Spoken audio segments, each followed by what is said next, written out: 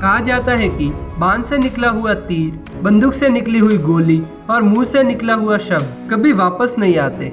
कुछ ऐसा ही हुआ 1825 में, जब निकोलस I रशिया का राजा बना।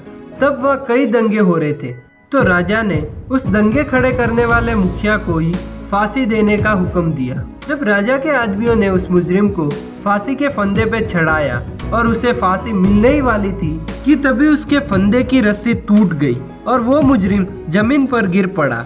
उस जमाने में किसी मुजरिम के फंदे की रस्सी टूटना ऊपर वाले का चमत्कार माना जाता था और अक्सर मुजरिम को छोड़ दिया जाता था। इसलिए राजा के आदमी तुरंत राजा के पास गए और पूरी बात बताई। राजा उसे छोड़ने ही वाला था, तभी राजा के एक एडवाइजर ने उन सिपाहियों से पूछा कि वो मुजरिम जमीन पर गिरने के बाद कुछ बोला था क्या।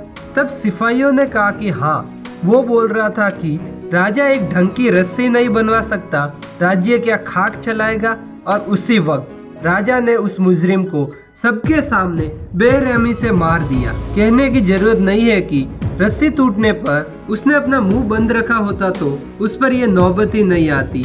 So always say less.